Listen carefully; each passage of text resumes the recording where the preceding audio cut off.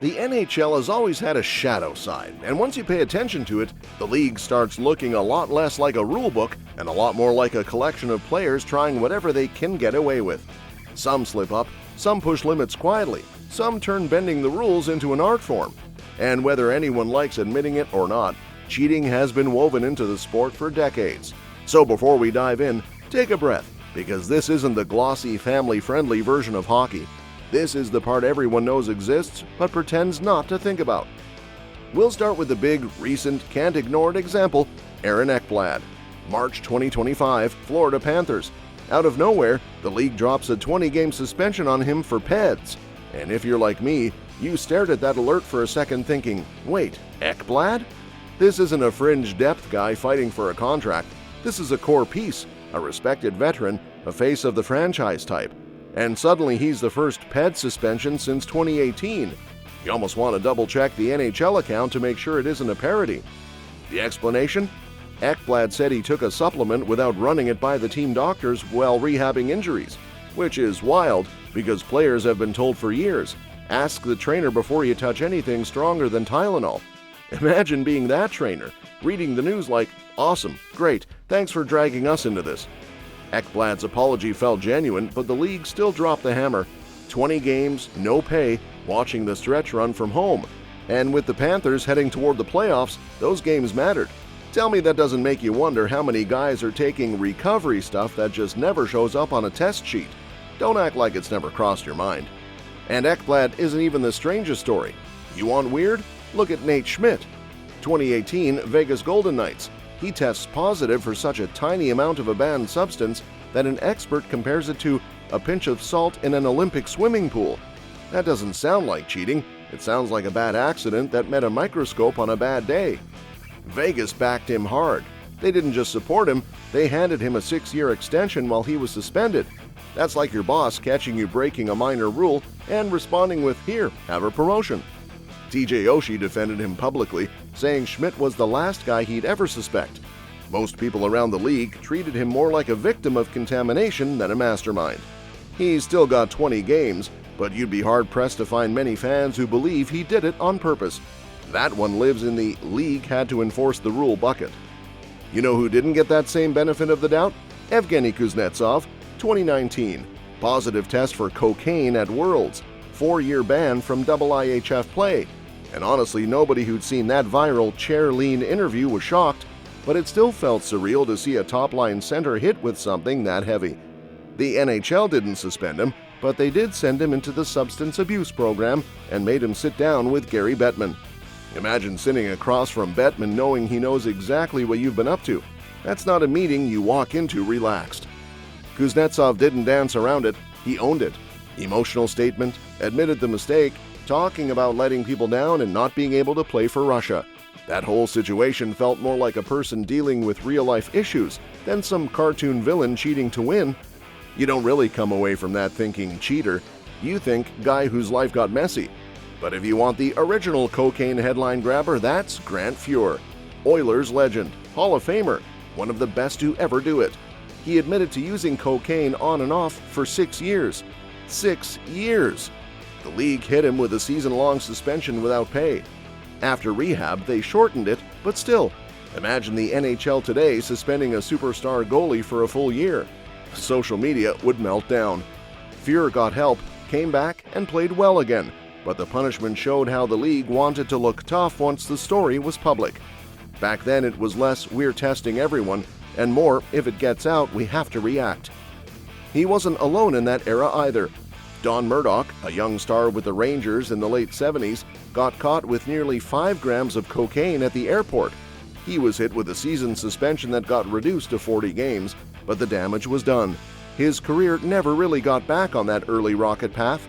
Imagine being set up for stardom and losing it over one terrible choice and a bad bag in your luggage. Now, cheating isn't always dark or career-derailing. Sometimes it's just dumb or funny. Which brings us to maybe the most legendary Are You Serious cheating episode, Illegal Sticks. Curves that are too big, blades that are too wild. More guys have been nailed for this than you'd think. But the one that changed everything came in the 1993 final.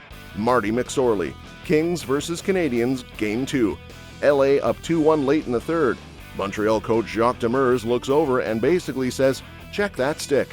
Ref measures it. Too much curve. Penalty. Montreal goes to the power play, scores in under a minute, wins in overtime, goes on to win the cup. And the kicker? McSorley later admitted all his sticks were curved like that. All of them. The Kings were basically playing the final with a full rack of illegal twigs. It's like robbing banks with a bright red getaway car and acting confused when someone finally points it out. There are more recent versions too. Jason Spezza once got caught with an illegal curve and in a moment of pure panic tried to snap his stick before the refs could measure it. The hockey sense that made him a star? Still there. The crime scene instincts? Not so much. It looked like a guy trying to destroy evidence in real time. The thing is, sometimes it isn't even full-on cheating. It's players poking at loopholes the rulebook didn't think of yet. Enter Marc-André Fleury and the snow wall. Vegas 2019. Late in a game, Fleury gets pulled for an extra skater, but before he leaves, he casually builds a little ridge of snow along the goal line, like he's setting up a barrier to stop a rolling puck from crossing. The refs see it immediately. They skate over, laughing. Fleury laughs, everyone laughs, except Winnipeg, who probably considered filing emotional damage reports. Rule-wise, the officials could have awarded an automatic goal for that. They chose not to and just warned him. Fleury's reputation and the fact it was clearly half joke, half stunt saved him. Still, 2 empty netters later, the Jets were fine. But that little snow project is now part of lore. If Fleury gave us one of the funniest attempts, Sean Avery gave us the most infamous. 2008 playoffs, Rangers versus Devils, 5-on-3. Avery sets up in front of Martin Brodeur, then turns his back to the play, faces Brodeur, and starts waving his stick and hands in his face, doing everything but juggling. He's not screening in the usual way, not trying for a tip, just straight up distraction mode. And it worked. He scored. The NHL watched that and basically said, yeah, okay, never again. By the next day, they had a brand new rule specifically banning what he did. One guy annoyed a Hall of Fame goalie so much that he got his own line in the rulebook. Then we've got the gray area stuff, the kind that drives coaches nuts and splits fans. Matt Murray, Toronto Maple Leafs, 2022-23 season. His net came off the moorings more in a few games than some goalies see in a season. 6 times in 2 games, 3 in one night against Minnesota. Wild coach Dean Evison lost it. You didn't need to read lips to know he was suggesting Murray and those posts had a suspicious relationship. The replays? Yeah, they were definitely a few extra pushes in there. Leafs fans shrug it off as bad luck. Everyone else calls it soft cheating. The league didn't discipline him, but a lot of people made up their minds watching those clips. And of course, there's the Brad Marchand category, the stuff that isn't hidden at all. Slew foots, low hits, sticks where they shouldn't be, licking people that one time. The man has a highlight reel that could double as a legal seminar. His longest suspension came in 2022 for punching Tristan Jarry in the head after the whistle and then jabbing him with his stick on the way off. The play was over. Everyone else was done. Marchand just decided it wasn't. There was no mystery about intent, no lab tests, just a bad decision caught in HD. That's the thing about cheating in hockey. It isn't one thing. Sometimes it's serious, sometimes it's sad, sometimes it's hilarious. Sometimes it looks like players trying to survive. Other times it's guys seeing what they can get away with. The league's response has changed a lot. In the 70s and 80s, recreational drugs got punished hard mainly when they went public, and testing was inconsistent at best. Cocaine wasn't a regular part of screens. A lot of it ran on, "Don't get caught and we're good." You can imagine how airtight that system was. In 2006, mandatory random PED testing came in. Over 1,400 tests that year, 0 positives. Either the league was squeaky clean or everyone did a deep supplement cleanse that season. Since then, PED suspensions have stayed rare, just a handful.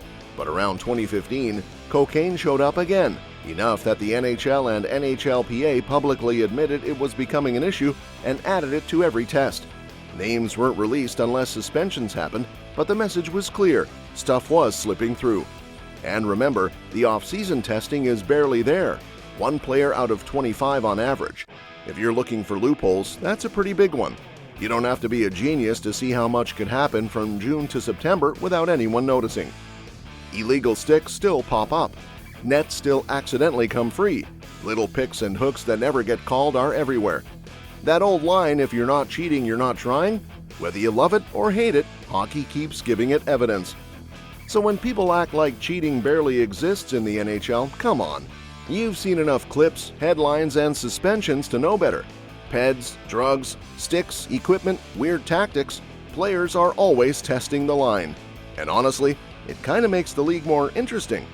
Not in a cheating is good way, but in a these are real people doing everything they can to win way. They're not robots. They get desperate, emotional, reckless, clever. Sometimes they cross the line, sometimes they dance on it. That's why these stories stick. They remind you the NHL is more than clean systems, pretty charts, and cap spreadsheets. It's a bunch of players hacking at any edge they can find on a thin sheet of ice with millions watching. Sometimes they get busted, sometimes they don't, but they keep pushing. And if you're being honest, you know that's part of what makes this league so much fun to watch.